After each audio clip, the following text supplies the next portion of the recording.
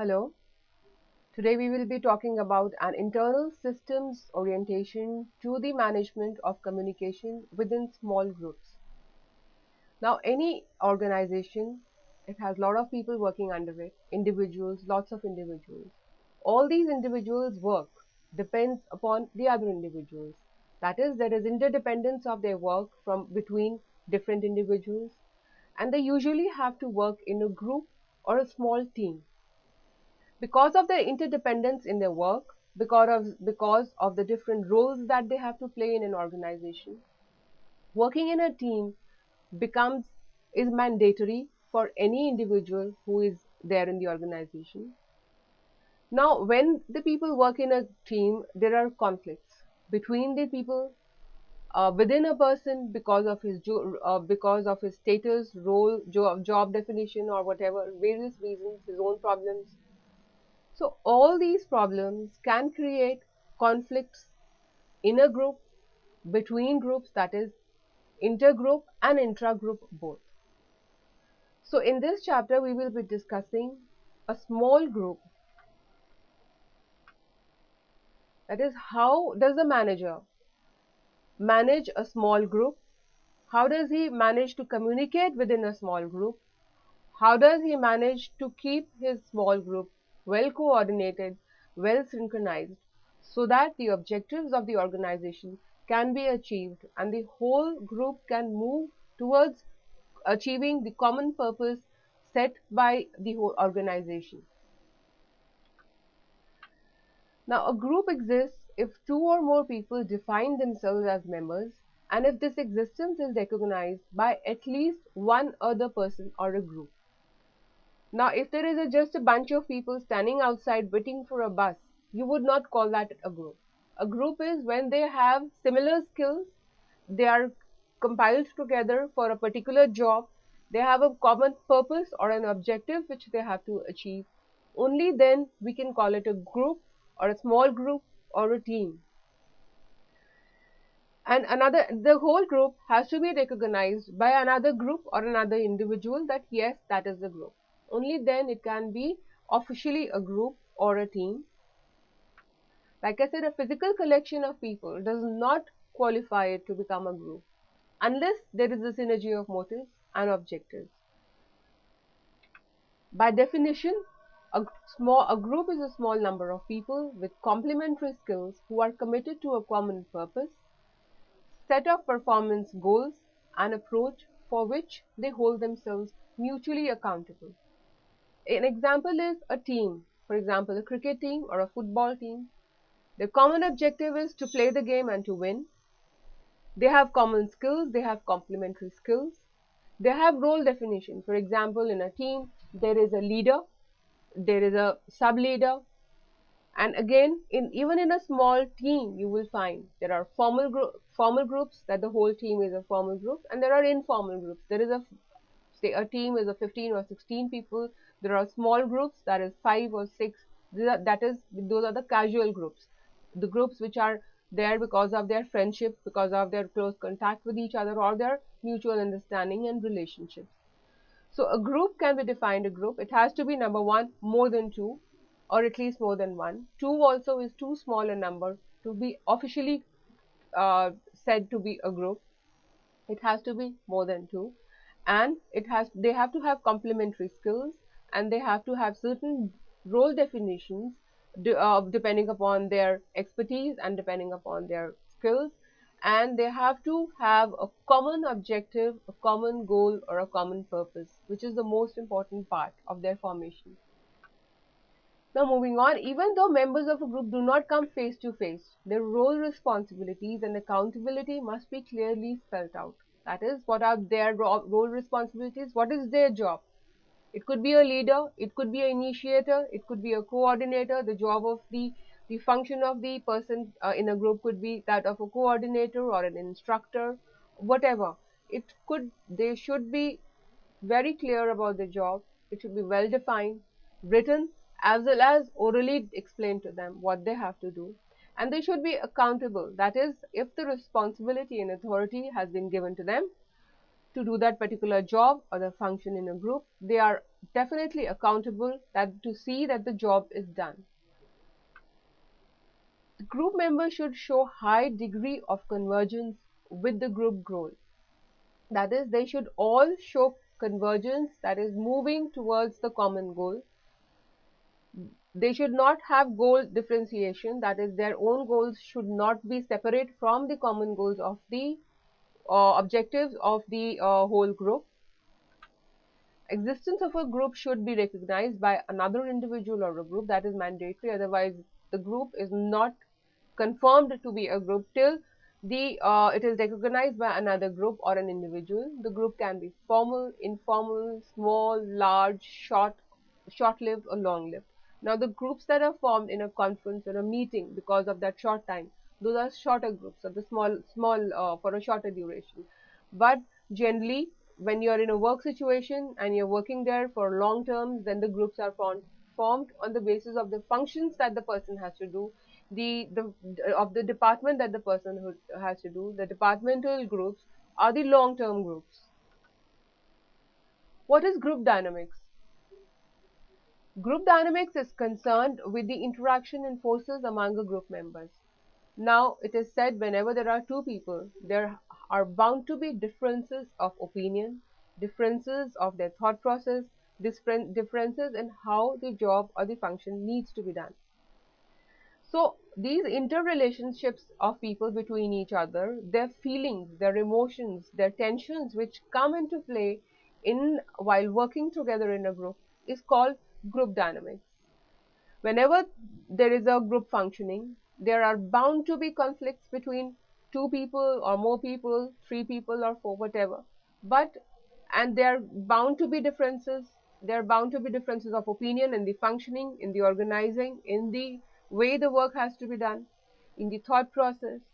So all this creates group dynamics. It also refers to the way people work in a small group, giving rise to interpersonal conflicts and power dynamics. People try to create power, people try to influence the other people. All these is because every individual is different from the other individual. Their perceptions are different, their thought process is different, they have a different background, their personalities, basically it is their personalities, their personality traits, the inbuilt traits in them which play all these politics and create these dynamics.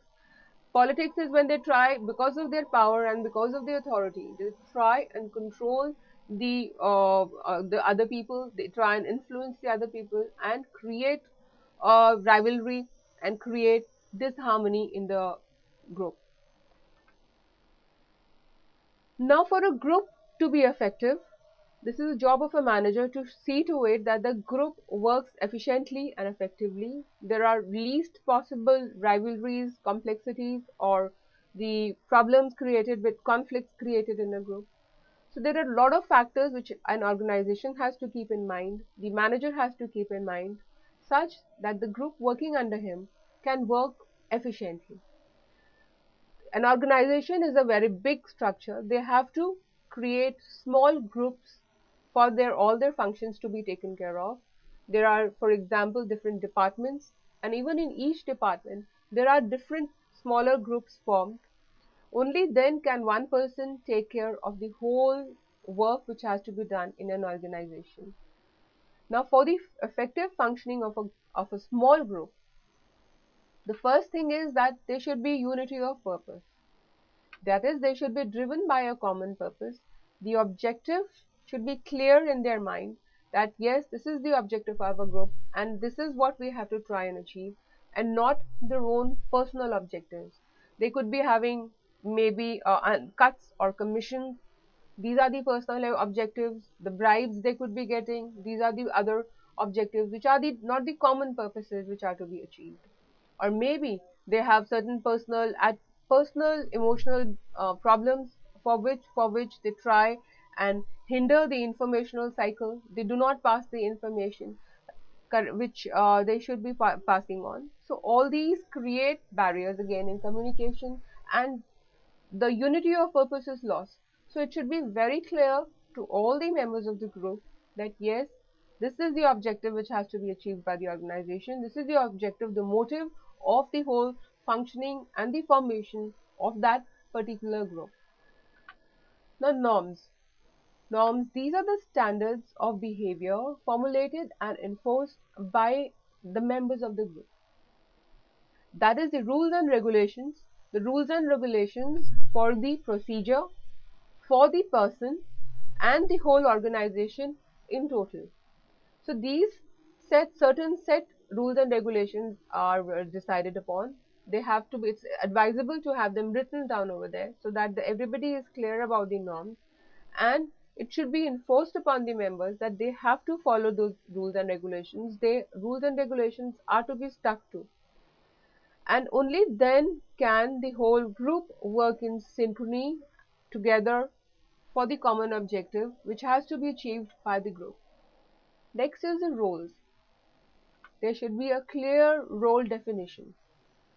There is one thing is the job definition. Job definition is when you define the job or the work which has to be done by a person.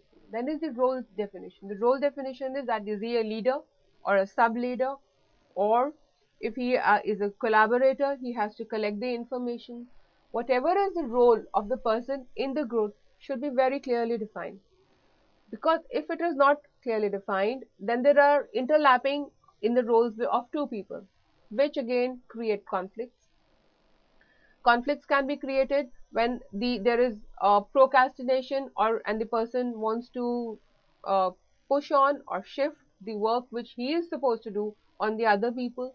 That is, this happens in case the role definition is not clear and the person is not ready to accept the work which he is supposed to do because of lack of definition of the job that he is supposed to do. Then there are the interpersonal attractions. A network of interpersonal relationships develops based on the likes, dislikes, mutual understanding, common interest of the people. Now, in every group, you will find there are small subgroups. People develop friendship because they have to spend so many hours together, they have to work together, they have to perform together. So because of all this, a lot of friendship, smaller groups are created which develop their relationships, enterprise friendships, or maybe separates two different groups. Now it is the job of a manager to keep a track of this, because when they have to team them up again together, it is important to keep in mind that who can work well with whom. That is, when they are trying to create subgroups in a bigger group, then the people who have good relationships or a good friendship with the other people, or who can work together more readily, should be grouped together. And when they know that there are people between whom conflicts will be created, then it is best to avoid teaming them up together. So all these things have to be kept in mind for by a manager when he's creating either subgroups or assigning jobs or assigning duties, delegation of work, and delegation of the assignments, information, everything which whenever he has to give to them. Empathy. Usually in small groups, they tend to empathize to a high degree with the other members.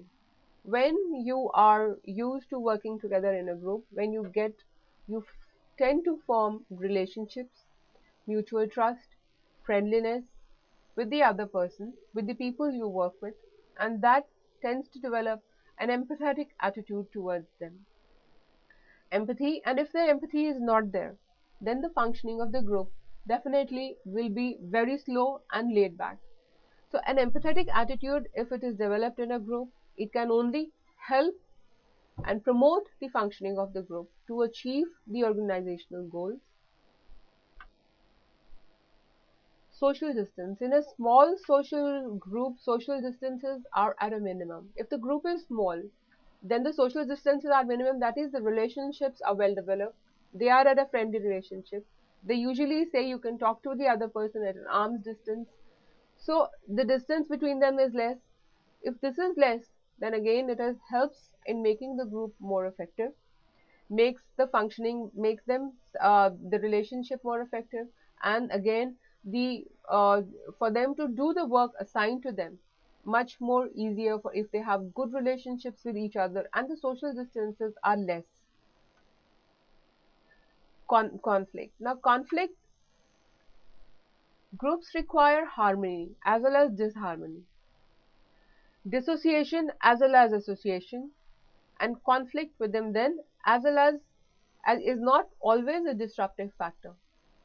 Now, in a group, there will always be conflicts. That is, two people never will have the same opinion, will never have a similar thought process. Their mental framework, perceptions are different, which will affect which will create conflicts rather in the group. So we always presume that conflicts are not welcome. They are definitely not welcome. Conflicts should not be there. Conflicts should be as little as possible and should be maintained as low as possible. But a certain level of conflict only brings out more ideas, more thoughts, and more feelings of the person, and they help. They're also a releasing system of the tensions because they once the things are out, they clear them out between each other. It releases the tensions and the stress which they feel probably because of the work pressure. So little bit, like they say that a little bit stress is always there to motivate. A little bit stress is always required to motivate a person to work better or perform better. For example, your cricket team performs better always whenever they are under stress, little stress or under pressure.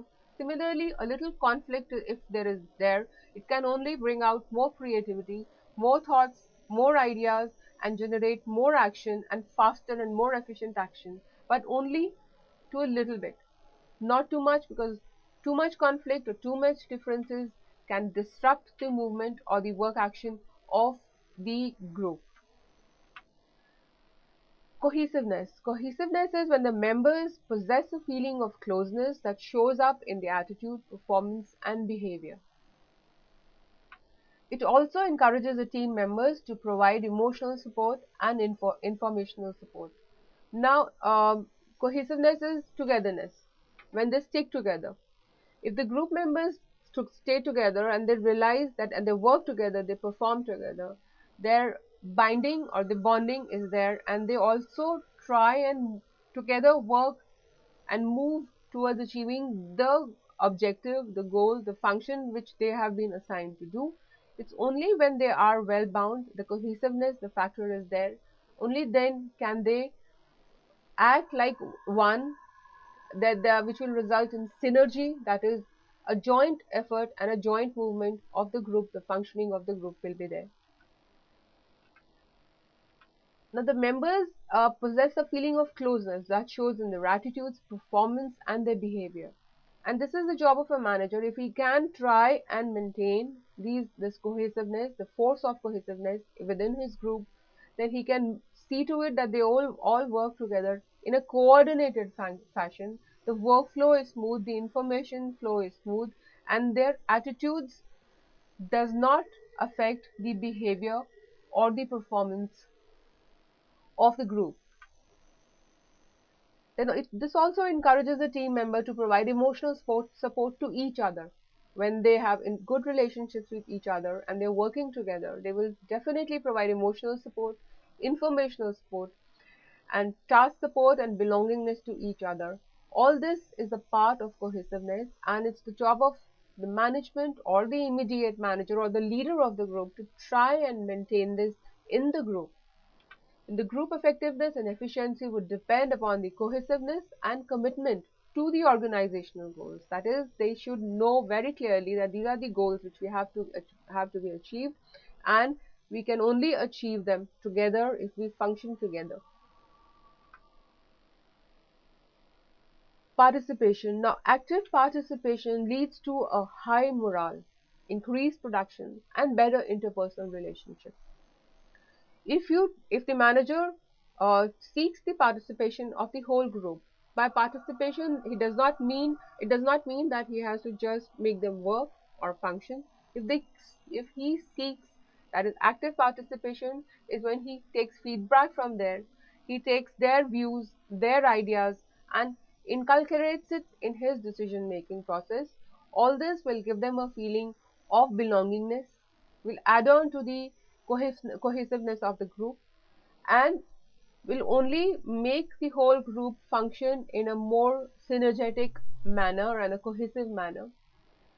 Now, again, the points to remember are that the characteristics of an effective group are interaction, unity of purpose, following the norms, that is, the rules and regulations, having a clear cut job definition about their roles, the role description, interpersonal attraction, the social distance. The social distance should also be kept in mind.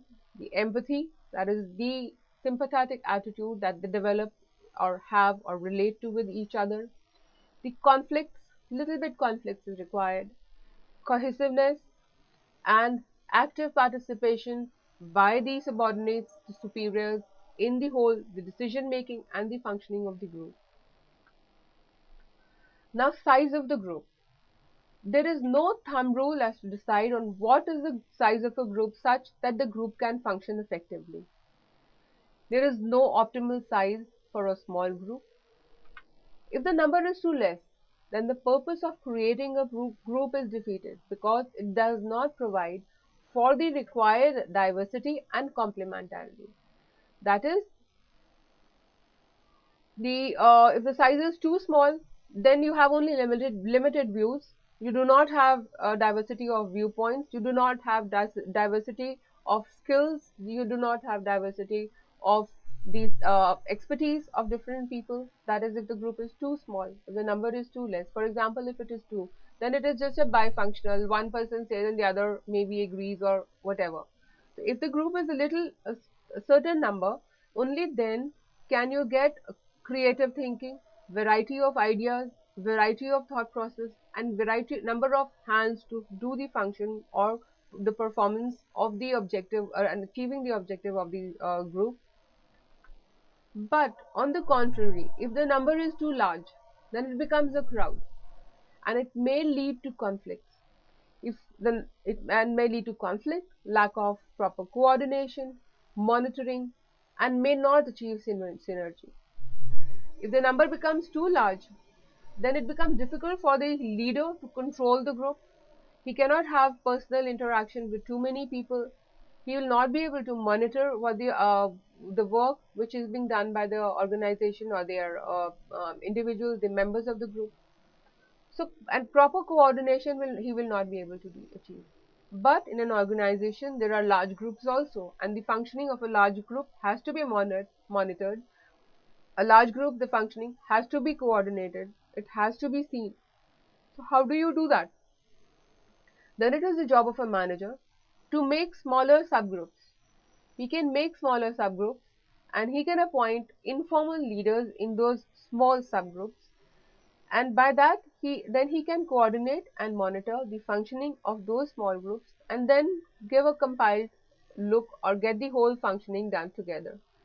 So the work can be divided, the groups can be divided, leaders can be appointed or the sub leaders can be appointed, but it is best to have a smaller size of a group for to maintain quality, speed, accuracy, and efficiency of the work required by the group to be done. There is no thumb rule for determining the optimal number in a team. Now, the complexity or the nature of the task and the context in which the task is performed determines the size of the team. For example, if the work to be done by the group is very simple, very basic, then a very small number can do it. But if the number of the job is difficult and complex, the objectives are complicated, then it is better to have a larger number, more minds working at it. For example, if it is a decision making process, if the job to be done performed by this thing is difficult, the decision to be taken is difficult. So, like if you are appointing a committee, or that's also a small group, or a task force, which is again another form of a form of a group, and you need the expertise of lot of people and a different variety of people. Means you need the expertise of a human resource manager, you need the expertise of an accounts, the finance department person, as well as the production and the research from a person from the research department. Then it is important to have a larger number and it depends upon the complexity of the problem in hand that the group can be designated. The size should facilitate interaction and effective communication. Before deciding upon the size, it is important to see that interaction, a personal interaction, personal face-to-face communication is possible for the group, because then the non-verbal cues of what the person is saying can also be observed, and a empathetic attitude and interpersonal relationship can also be maintained for the cohesiveness of the group, for the functioning of the group. Like I said, a large group can be divided into smaller groups with informal leaders, and the leaders can coordinate their activities and then compile the work and give it as a work of a bigger group. Only then can the work be done efficiently. Now, to summarize, a group is a collection of people with definite ideas, skills, interests who mutually interact and communicate with each other to achieve a definite goal. For a group to perform effectively, certain features have to be kept in mind. They are the interaction. The size of the group should be such that the people can interact with each other personally. There can be face-to-face communication. There is unity of purpose, that is, it should be very clear that the objectives to be achieved by the group are the same. They have similar objectives in mind. The norms are the rules and regulations which are designed for the functioning of the group by the organization. The roles, that is clear role definition should be there by the organization or by the group leader, so that there is no mismatching of the work, there is no shying of the work by the people. The interpersonal attractions, that is the relationships that are developed, should be kept in mind while forming these groups or while designating work to these groups, so that they can be teamed accordingly and appropriately. Empathy is the attitude of not sympathy, but of a mutual feeling for the other person. The social distance is between the people. It could be positive, it could be negative. They could be having conflicts between each other. So all these should be kept in mind by the manager while forming a team or while forming a group. The cohesiveness and the participation. Active participation, that is the ideas, the feedbacks should be taken from the team members or the group members, such that they can function and work in a cohesive manner as together collectively, so that the objectives designated by the organization for the group can be achieved. Now, there is no thumb rule to determine the size of the group for it to perform efficiently. The group should be small enough for effective communication and interaction. If the group is large, if the requirement of the work is such that the group is large, then it should be divided into smaller subgroups, and the job and informal leaders should be assigned, and the job should be the roles of each leader and the function of the each subgroup should be then later on collaborated by the leader. The jobs, the various roles which are performed in an groups are leader, initiator, collaborator, then the information seeker. These are various roles which are assigned in a group. So, working your team, making your team work efficiently, effectively, and trying and achieving the goal, you have to keep all these factors in mind. So that will be all. Thank you.